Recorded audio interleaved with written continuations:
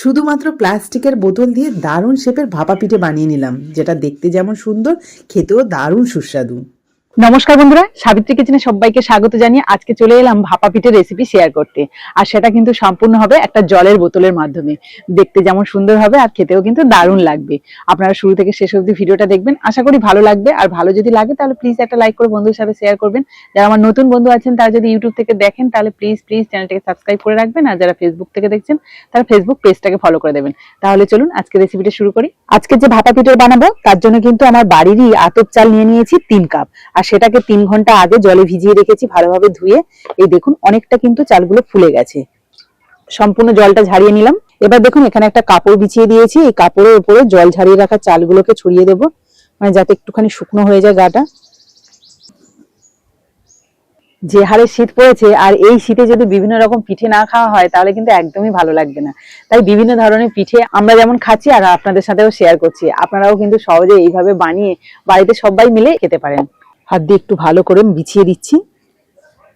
চালটা কিছুক্ষণ হাওয়াতে থাকুক, আর ততক্ষণে এই পিঠে বানানোর জন্য যে বোতলটা নিয়েছিলাম সেটাকে কেটে নেব। আর এই বোতলের কিন্তু আমার এই নিচের অংশটাই লাগবে, তাই এই জায়গাটাকে কাটবো। তার জন্য একটা ছুরি নিয়েছি।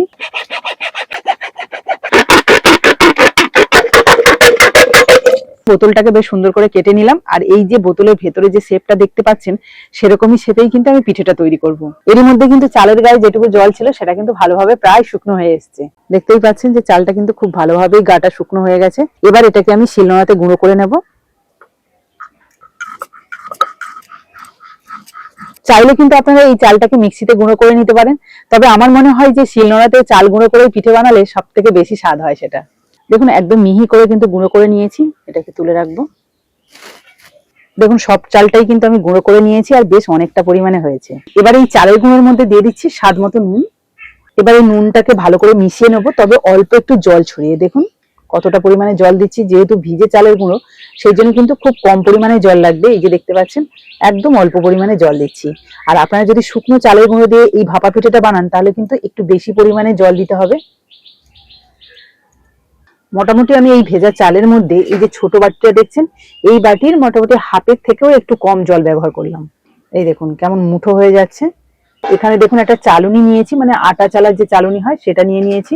এর উপরেই চালের গুঁড়োটা দেব, মানে ভালোভাবে চালিয়ে নেব। আবার এই কাজটা কিন্তু অবশ্যই করতে হবে। দেখুন কি সুন্দরভাবে চালের গুঁড়োটা পড়ছে। আজকে ভাপা পিঠে হবে, খাবে তো? ঠিক আছে। দেখুন কিছুটা চালের গুঁড়ো কিন্তু আমি ভালো করে এই যে চালিয়ে নিলাম। আর দেখুন চালের গুঁড়োটা কত সুন্দরভাবে রেডি হয়েছে।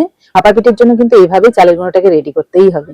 পিঠে মানেই কিন্তু একটু 2-4 জন থাকলে বেশি ভালো হয়, তবে আমি একা হাতে বানাচ্ছি বলে একটুখানি আমার তো সময়টাকে ঠিকঠাক ভাবে বানাতে হবে, মানে একদম কম সময়ের মধ্যে যাতে বানাতে পারি তার জন্য অর্ধেকটা চালের গুঁড়ো তো চালিয়ে নিলাম। এটাই এখন পিঠে বানানো শুরু করব। এই চালের গুঁড়ো দিয়ে পিঠেটা হতে হতে বাকি চালের গুঁড়োটা কিন্তু একইভাবে চালিয়ে নেব।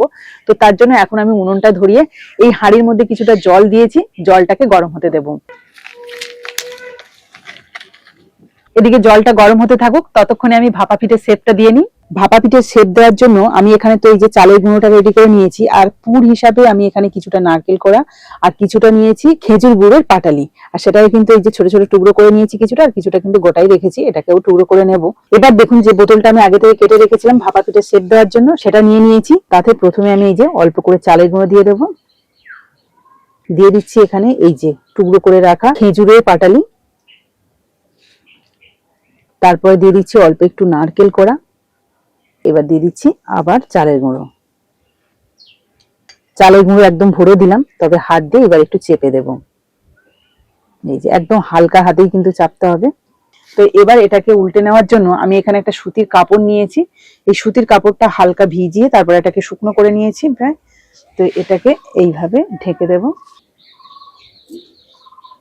এর মধ্যে এদিকে কিন্তু জলটা ভালোভাবে গরম হয়ে গেছে। এবার একটা এই যে চালুনি দিলাম। এবার এই পিঠেটাকে আমি এইভাবে উল্টে দিচ্ছি। দিয়ে এবারে কিন্তু এই বোতলটাকে নিয়ে নেব।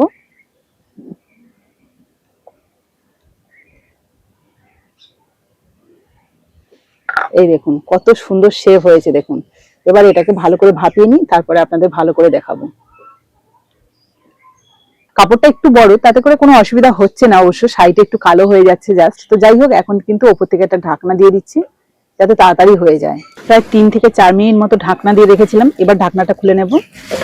আশা করছি পিঠেটা হয়ে গেছে। আমি এটা তুলে নিই, তারপরে দেখাই।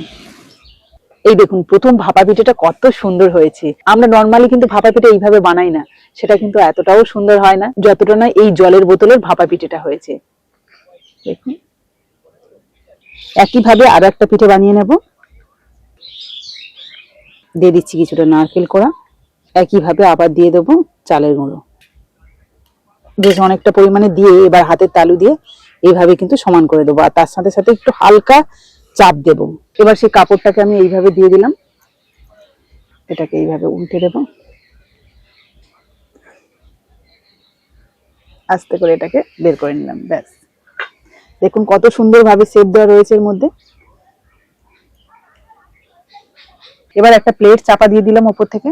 এই দেখুন কত সুন্দরভাবে ভাপা হয়েছে। দেখুন এটাকেও এখান থেকে বের করে নেব। এই দেখুন এদিকটাও কত সুন্দরভাবে হয়েছে। একটুখানি গুড়ের পরিমাণটা বেশি দিয়েছিলাম বলে দেখুন গলে গিয়ে গুড়টা কেমন হয়েছে। তো বন্ধুরা দেখুন বেশ অনেকগুলো ভাপা পিঠা বানিয়ে নিয়েছি, আর প্রত্যেকটাই কিন্তু দারুণ লাগছে। একটা প্লেটের উপর যখন সুন্দর করে সাজিয়েছি না, মনে হচ্ছে যেন একটা ফুল রয়েছে। তো চলুন এবার একটু ভেঙে দেখাচ্ছি। এই দেখুন ভেতরটাও কিন্তু খুব সুন্দরভাবে সিদ্ধ হয়ে গেছে পিঠেটা।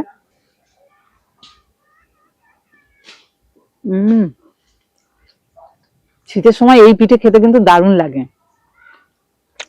হালকা একটু গরম গরম আছে, আর তার মধ্যে কিন্তু একটু নারকেল আর পাটালিটা গালে পড়ছে, ভীষণ ভালো লাগছে। তো বন্ধুরা একইভাবে কিন্তু সব পিঠেগুলো বানিয়ে নেবো, আর তার সাথে সাথে কিন্তু যে পিঠেগুলো রয়েছে সেগুলো বাড়ি গিয়ে সবাই মিলে একসাথে খাবো। তো আজকের এই ভাপা পিঠের রেসিপিটা আপনাদের কেমন লাগলো অবশ্যই কিন্তু কমেন্টে জানাবেন, আর ভালো লাগলে প্লিজ একটা লাইক করে বন্ধুদের সাথে শেয়ার করবেন। তো চলুন আজকের মতো টাটা।